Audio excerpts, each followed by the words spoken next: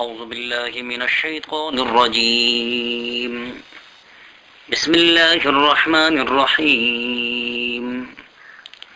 اتل ما أوحي إليك من الكتاب وأقم الصلاة إن الصلاة تنهى عن الفحشاء والمنكر ولذكر الله أكبر والله يعلم ما تصنعون. 21ویں پارے سورہ عنکبوت کی یہ 5واں رکوع ہے. یہ رکوع آیت نمبر 45 سے لے کر آیت نمبر 52 تک کے آیاتوں پر مشتمل ہے، اور یہ رکوع 21ویں پارے کے پہلے رکوع ہے. اس سے سابقہ آیات میں چند انبیاء علیہم السلام اور ان کی امتوں کا ذکر تھا، جن میں بڑے بڑے سرکش کفار اور ان پر طرح طرح کے عذابوں کا بیان تھا، جس میں رسول نبی کریم صلی اللہ علیہ وسلم اور مومنین امت کے لیے تسلی تھی کہ انبیاء سابقین نے مخالفین کے کیسی کیسی ایذاؤں پر صبر کیا، اور اس کے تلقین بھی کہ تبلیغ اور اللہ کی دین کے پلانے کے کام میں بندے کو ہمت نہیں ہارنا چاہیے. اور ساتھ ہی یہ جو آیاتیں ہیں، ان آیاتوں میں رسول نبی کریم صلی اللہ علیہ وسلم کو دعوت الی اللہ کا ایک مختصر نسخہ بتلایا گیا ہے، جس پر عمل کرنے سے پوری دین پر عمل کرنے کے راستے کھل جاتے ہیں، اور اس کے راستے میں جو رکاوٹیں عادتاً پیش آتی ہے وہ ان اعمال کے حرمت اور عظمت کی وجہ سے دور ہو جاتی ہے. اس نسخہ اکثیر کے 2 جز ہیں. ایک یہ کہ تلاوت قرآن مجید کثرت کے ساتھ کیا جائے، اور دوسرے یہ کہ نماز کی ادائیگی اور اس پر پختگی کے ساتھ کاربند رہا جائے. اس جگہ مقصود اصلی بھی یہی ہے کہ لوگوں کو ان دونوں چیزوں کا پابند کیا جائے، لیکن ترغیب اور تاکید کے لیے ان چیزوں کا حکم اولاً خود نبی کریم صلی اللہ علیہ وسلم کو دیا گیا، تاکہ امت کو اس پر عمل کرنے کی زیادہ رغبت ہو، اور رسول نبی کریم صلی اللہ علیہ وسلم کی عملی تعلیم سے ان کو خود عمل کرنا بھی آسان ہو جائے. چنانچہ اللہ تبارک و تعالیٰ کا ارشاد ہے، اتل ما اوحی، پڑھیے جو کچھ وحی کی گئی الیک آپ کے طرف، من الکتاب کتاب میں سے، یعنی قرآن کی تلاوت کرتے رہیے. وَأَقِمِ الصَّلَاةَ اور نماز قائم کیجئے. اب تلاوت قرآن اور اقامت صلاۃ کا فائدہ کیا ہوگا؟ ان الصلاۃ تنہی عن الفحشاء والمنکر، بے شک نماز روکتی ہے انسانوں کو بے حیائی اور برائی کے باتوں سے. وَلَذِكْرُ اللَّهِ اکبر، اور اللہ کی یاد ہی سب سے بڑی ہے. واللہ یعلم ما تصنعون، اور اللہ کو خوب خبر ہے جو کچھ تم کرتے ہو. نماز کا برائی سے روکنا 2 طرح کا ہو سکتا ہے. ایک یہ کہ نماز سبب ہے برائیوں سے روکنے کا،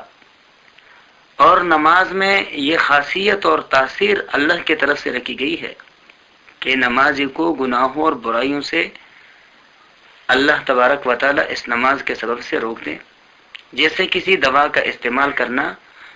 بخار وغیرہ امراض کو روک دیتا ہے. اس صورت میں یہ بات یاد رکھنا چاہیے کہ دوا کے لیے ضروری نہیں کہ اس کی ایک ہی خوراک بیماری کو روکنے کے لیے کافی ہو جائے. بعض دوائیں خاص مقدار میں خاص مدت تک التزام کے ساتھ کھانی پڑتی ہے. اس وقت جب وہ بتلانے والے حکیم اور دانا کے طریقے کے مطابق استعمال کی جائے تو اس وقت تک جب اس کا مسلسل استعمال جاری رکھا جائے تب وہ اپنا اثر نمایاں طور پہ ظاہر کرتی ہے، بشرطے کہ مریض اس کے خلاف کسی چیز کا استعمال نہ کرے. اس آیات سے یہ بات ذہن میں نہیں آنا چاہیے اور یہ شبہ نہیں آنا چاہیے کہ بھئی یہاں تو اللہ فرماتا ہے کہ تلاوت قرآن اور نماز انسانوں کو بے حیائی اور برائیوں سے روکتی ہے، اس لیے کہ بعض مرتبہ تو نمازی بھی برائیوں کا اور بے حیائیوں کا ارتکاب کرتا ہے. تو اس کے جواب میں یہ بھی کہا گیا ہے کہ نماز یقیناً بے حیائیوں اور بے برائیوں سے روکتی ہے، لیکن کوئی ضروری نہیں ہے کہ جس چیز سے روکا جائے اس سے رک بھی جائے بندہ۔ نماز گناہوں سے روکتی ہے، اسی طرح سے قرآن مجید میں کئی احکامات ہیں جو لوگوں کو کئی اعمال سے منع کرتے ہیں، لیکن کیا سارے لوگ منع ہو جاتے ہیں یا ہو گئے ہیں؟ یقیناً نہیں۔ روکنا اور چیز ہے اور رک جانا اور چیز ہے۔ نمازیوں کو برائیوں سے روکتے ہیں، لیکن کوئی ضروری بھی نہیں ہے کہ وہ رک بھی جائے۔ لیکن اکثر مفسرین نے یہ بھی فرمایا ہے کہ نماز کے منع کرنے کا مفہوم صرف حکم دینا نہیں ہے، بلکہ نماز میں بالخاصہ یہ اثر بھی ہے کہ اس کے پڑھنے والے کو گناہوں سے بچنے کی توفیق ہو جاتی ہے اللہ کی طرف سے، اور جس کو توفیق نہ ہو تو غور کرنے سے ثابت ہو جائے گا کہ اس کے نماز میں کوئی خلل تھا اور اقامت صلاۃ کا حق اس نے ادا نہیں کیا۔ حضور نبی کریم صلی اللہ علیہ وسلم کے ایک حدیث میں ہے کہ آپ صلی اللہ علیہ وسلم سے ایک مرتبہ ایک صحابی نے عرض کیا، یا رسول اللہ، فلاں بندہ نماز ہی پڑھتا ہے، دن کو نماز ہی پڑھتا ہے، اور رات کو فلاں بندہ جو ہے وہ ڈھا کے مارتا ہے، چوری کرتا ہے، تو اس کو اس کے نماز برائیوں سے نہیں روکتی؟ حضور نبی کریم صلی اللہ علیہ وسلم نے ارشاد فرمایا کہ کاد ان یمنعہ، قریب ہے کہ اس کا نماز اس کو ان برائیوں سے روک دے۔ تو وہ صحابی فرماتے ہیں کہ ہمیں تو یقین تھا کہ جو کچھ اللہ کے رسول نے فرمایا وہی حق، وہی سچ اور وہی حرف آخر ہے، لیکن ہم عملی طور پہ جاننا چاہتے تھے۔ ہم اس شخص کے ٹھو میں پڑ گئے، ہم نے اس کا پیچھا کرنا شروع کیا۔ آہستہ آہستہ وہ شخص ان برائیوں سے باز آتا رہا، اور ایک وقت وہ آیا کہ وہ شخص صرف یہ نہیں کہ وہ برائیوں سے آیا، بلکہ وہ برائیوں سے منع کرنے والا بن گیا۔ اللہ تبارک و تعالیٰ کا ارشاد ہے، وَلَا تُجَادِلُوا أَهْلَ الْكِتَابِ، اور تم بحث نہ کرو اہل کتاب سے، إِلَّا بِالَّتِي هِيَ أَحْسَنُ، مگر اسی طریقے سے کہ جو بہتر طریقہ گفتگو ہو، إِلَّا الَّذِينَ ظَلَمُوا مِنْهُمْ، مگر جو لوگ ان میں سے بے انصاف ہیں۔ تو جو بے انصاف ہیں ان کے ساتھ انداز گفتگو میں سختی کی جا سکتی ہے، لیکن جو اہل کتاب بے انصاف نہیں ہے ان کے ساتھ دلائل سے بات کی جانی چاہیے۔ وقولوا، اور یوں کہو، آمنا بالذی انزل الینا، کہ ہم ایمان لائے ہیں اس پر جو ہمارے طرف نازل کیا گیا ہے، یعنی قرآن، وانزل الیکم، اور جو کچھ اترا ہے تمہاری لیے، وَإِلَٰهُنَا وَإِلَٰهُكُمْ وَاحِدٌ، اور ہمارا اور تمہارا ایک ہی معبود ہے، وَنَحْنُ لَهُ مُسْلِمُونَ، اور ہم اسی کے حکم پہ چلتے ہیں، یعنی جن کو تم اللہ سب مانتے ہو، زمین اور آسمان اور سارے کائنات کا، وہی اللہ ہے۔ ہم جیسے قرآن کو مانتے ہیں ایسے ہی تمہارے پیغمبر پر اس دور میں نازل ہونے والی کتاب کو بھی مانتے ہیں۔ اور ظاہر بات ہے کہ اس سے مراد وہ باتیں ہیں ان کتابوں میں کہ جو قرآن مجید کے خلاف نہیں ہے، اس لیے کہ ان کتابوں میں جو احکامات قرآن مجید کے حکموں کے خلاف ہیں وہ باتیں ہیں کہ جو ان لوگوں نے اپنے طرف سے ان آسمانی کتابوں میں داخل کر کے ان کی نسبت اللہ کی طرف کرنا شروع کر دی۔ حضور نبی کریم صلی اللہ علیہ وآلہ وسلم کے ایک حدیث میں ہے، آپ صلی اللہ علیہ وسلم نے فرمایا کہ اگر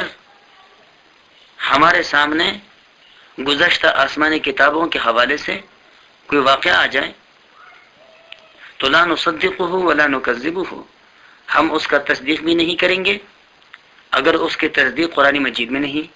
اور نہ ہم اس کا تکذیب کریں گے اگر اس کی تکذیب قرآن مجید میں نہیں۔ یعنی گزشتہ آسمانی کتابوں سے اگر یہ بات ہمارے سامنے آ جائے کہ وہ حضرت عیسیٰ علیہ السلام اللہ کے بیٹے ہیں، تو یقینی طور پہ ہم اس کا انکار کریں گے، اس لیے کہ حضرت عیسیٰ علیہ السلام کا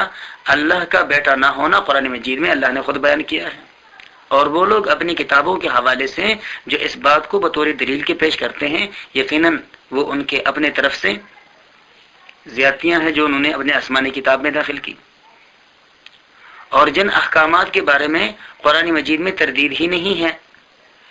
لیکن تصدیق بھی نہیں ہے، تو حضور نبی کریم صلی اللہ علیہ وسلم نے فرمایا کہ اس کے بارے میں سکوت اختیار کر لینا چاہیے، اس لیے کہ ہمارے لیے اور سارے انسانوں کے لیے کتاب زندگی وہ اللہ تبارک و تعالیٰ کا قرآن ہے جو حرف آخر ہے۔ اللہ تبارک و تعالیٰ کا ارشاد ہے، وَكَذَلِكَ أَنزَلْنَا إِلَيْكَ الْكِتَابَ، اور ایسے ہی ہم نے نازل کی ہے آپ صلی اللہ علیہ وسلم کی طرف کتاب، فَالَّذِينَ آتَيْنَاهُمُ الْكِتَابَ، پس وہ لوگ جن کو ہم نے کتاب دی، یؤمنون بِہ، وہ اس کو مانتے ہیں، یعنی جو اصل اہل کتاب ہے وہ اس قرآن کو اللہ کی طرف سے نازل ہونا مانتے ہیں، اور یہ ماننا ان کا مجبوری ہے، اس لیے کہ اگر ان کا یہ دعویٰ ہے کہ ہم اپنے پیغمبر پر